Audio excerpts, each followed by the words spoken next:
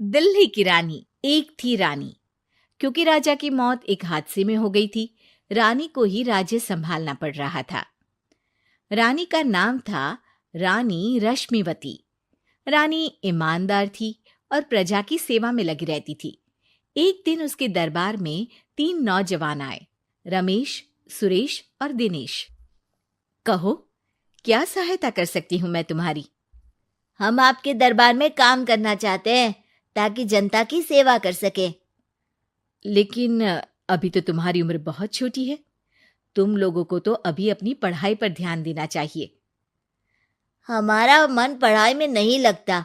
माता पिता को लगता है कि हम किसी के लायक नहीं है और हम साबित करना चाहते हैं कि हम लायक हैं। उत्साह बहुत अच्छा है, मगर अभी उम्र कच्ची है तुम लोगों की। अरे उम्र से क्या होता है रानी जी? शास्त्रों में लिखा है कभी किसी के ज्ञान को उसकी उम्र के आधार पर नहीं देखना चाहिए। बात तो सही है तुम्हारी। और अगर सच में तुम अगर ये संकल्प करके आए हो कि तुमको यहाँ काम करना है, तो पहले परीक्षा देनी पड़ेगी। 3 परीक्षा, एक शारीरिक परीक्षा, एक बुद्धि की परीक्षा और एक देशभक्ति की परीक्षा। और ये क्या है? वो मंत्री महोदय तुम्हें समझा देंगे। हमारे पास समय नहीं है। अगर तुम लोग तैयार हो तो बताओ। हाँ हाँ, हम तैयार है किसी भी परीक्षा के लिए। मैं भी तैयार हूँ कुछ भी कर गुजरने के लिए। तो ठीक है मंत्री जी, आप इन तीनों की परीक्षा कल से ही शुरू कर दीजिए। जो आ गया रानी साहिबा। अगले दिन से ही तीनों की परीक्षा शुरू हो जाती है। पहले शारीरिक परीक्षा, यानी किस में कितना है दम, ये देखेंगे हम। क्योंकि शरीर में दम होगा तभी तो प्रजा की सेवा में दम लगा पाओगे। हमें क्या करना होगा? वो पेड़ दिख रहा है, जो सबसे पहले चढ़ेगा उस पे दरबार में नौकरी पाने के अवसर उसी के बढ़ जाएंगे। मैं चढ़ता हूँ। अरे रुको रुको, गिनती गिनने दो। 1, 2, 3। 3 की गिनती के बाद रमेश और सुरेश भागकर पेड़ के पास गए, मगर दिनेश आराम से पेड़ के पास गया।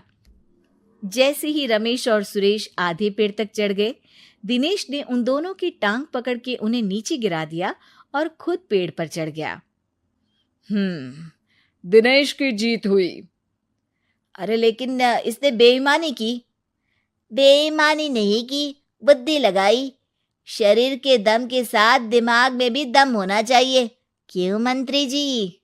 हाँ हाँ, बात तो तुम्हारी सही है, लेकिन बात अगर बुद्धि की है तो बुद्धि की असली परीक्षा हम कल लेंगे।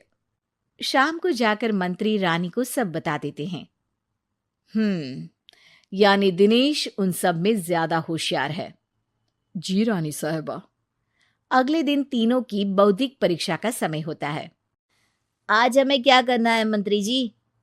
थोड़ा सब्र करो, कल जल्दबाजी में ही हारे थे तुम। सही कह रहे हैं मंत्री जी। अरे तू क्यों ज्यादा बोल रहा है? तू भी तो हारा था ना कल। ए दिनेश, ज्यादा होशियार मत बन। अरे अरे अरे, लड़ो मत। आज की परीक्षा पर ध्यान दो। आज की बौद्धिक परीक्षा में ये कुछ बोरे हैं, कुछ में नमक है और कुछ में रुई। जिसको जो ले जाना है उठा लो। देखते हैं कि कौन जल्दी से कोई भी एक बोरा नदी के उस पार लेकर जाता है। समय शुरू होता है अब। तीनों बोरों की तरफ बढ़ते हैं।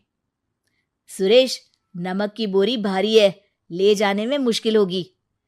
हाँ हाँ, सही कह रहा है, रुई हल्की है, हम दोनों रुई लेकर चलते हैं। अरे भाई, मैं तो नमक लेकर जाऊंगा। रमेश और सुरेश ये सोचकर हंसते हैं कि आज तो दिनेश हार ही जाएगा। दौड़ शुरू होती है। 1, 2, 3। तीनों नदी की तरफ भागते हैं। रुई में वजन कम होने के कारण रमेश और सुरेश आगे निकल जाते हैं और दिनेश थोड़ा पीछे। पर जैसे ही वो सब नदी में जाते हैं, दिनेश की बोरी का नमक गलने लगता है और वजन कम हो जाता है, जबकि रमेश और सुरेश की रुई में पानी भर जाता है और बोरी का वजन बढ़ जाता है। अरे ये इतनी भारी क्यों हो गई रमेश? अरे मुझे क्या पता, शायद जादुई बोरी है। अरे लगता है कि हम बेवकूफ बन गए। बने नहीं हो, तुम हो ही बेवकूफ। इतना तो पता होना चाहिए कि पानी में नमक गल जाएगा। दिनेश का पूरा नमक गल जाता है और बोरी खाली हो जाती है। वो जल्दी से रेस पूरी कर लेता है। इस परीक्षा के विजेता भी दिनेश ही हैं। उसने दिमाग लगाकर दिखा दिया कि वो बौद्धिक परीक्षा में भी रमेश और सुरेश से आगे है। अब कल तुम्हारी देशभक्ति की परीक्षा होगी, जो स्वयं रानी मां लेंगी। रात को फिर मंत्री रानी के पास जाकर बता देते हैं कि आज की परीक्षा में कैसे दिनेश ने अक्लमंदी दिखाई और बौद्धिक परीक्षा में भी उसी की जीत हुई। अरे वाह, दिनेश तो हमारे बहुत काम आ सकता है। हम उत्साहित हैं कल की परीक्षा के लिए। वो तो ठीक है रानी साहिबा, लेकिन हमने सुना है कि पड़ोसी राज्य का राजा आकाशदीप हमारे राज्य की सीमा में घुसपैठ कर रहा है। ये तो चिंता की बात है। हमें जल्द ही कुछ करना चाहिए। अगले दिन रमेश, सुरेश और दिनेश अपनी आखिरी देशभक्ति की परीक्षा के लिए दरबार में आते हैं। प्रणाम रानी साहिबा। नमस्कार रानी जी। प्रणाम रानी माँ। हमने तुम्हारी परीक्षा पर गौर किया। दिनेश आगे हैं। हम तुम तीनों में से किसी दो को ही दरबार में काम दे सकते हैं। किसी एक को आज जाना होगा। तो देशभक्ति की परीक्षा के लिए तैयार हो? पूरी तरह से। मैं तीनों से एक ही सवाल करूंगी। जिसका जवाब सबसे सही लगेगा उसे तो नौकरी मिल ही जाएगी। फिर दूसरे सबसे सही जवाब देने वाले को भी काम मिलेगा। आप लोगों का समय शुरू होता है अब। ज्यादा सोचने का समय नहीं होगा।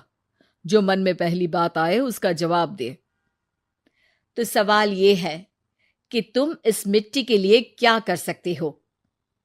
मैं इस मिट्टी को साफ रखूंगा। यहाँ के लोगों के भोजन की कमी को मैं पूरी करूंगा। मैं यहाँ के लोगों को गले लगा लगा के उनको खुशी दूंगा रानी माँ, और गरीबों के लिए घर बनवाऊंगा। मैं इस मिट्टी के लिए किसी की जान भी ले सकता हूँ रानी माँ। मंत्री, दिनेश को एक तलवार दो। जी रानी जी। दिनेश, पड़ोसी राज आकाशदीप की जान तुम्हारे हाथ में है। जाओ, अपना काम पूरा करो। आज रात को तुम उस पर हमला करोगे जब वो सो रहा होगा। दिनेश वहां से चला जाता है। रानी माँ, ये आपने क्या किया? अभी किया नहीं है मंत्री जी। आप आकाशदीप को संदेशा भिजवाओ कि पड़ोसी देश का एक कातिल रात को उन पे हमला करेगा और दिनेश को पकड़वा दो। अरे, ये आप क्या कह रही हैं? और क्यों कर रही हैं आप ऐसा? राजा को लगेगा कि हमने उसकी मदद की, उसकी जान बचाकर। वो हमारे राज्य का पीछा छोड़ देगा और हमारा एहसानमंद हो जाएगा। और दिनेश का क्या होगा? इस राज्य को दिनेश जैसे शातिर और लड़ाकू लोगों से ज्यादा जरूरत है, ऐसे लोगों की जो लोगों को खाना खिलाने की और खुश करने की बात करे। और ये गुण सुरेश और रमेश में है। इन्हें नौकरी दे दो। दिनेश बहुत चतुराई से नौकरी हड़पना चाहता था, जिसके लिए उसने रमेश और सुरेश जैसे दोस्तों का भी नुकसान किया। पर रानी ज्यादा चतुर निकली। उसने एक तीर से दो निशाने लगाए। दिनेश जैसे खूंखार युवक को राज्य से बाहर करवा दिया और पड़ोसी राजा आकाशदीप को अपना एहसानमंद कर लिया। पूरा दरबार रानी की जय जयकार कर रहा था।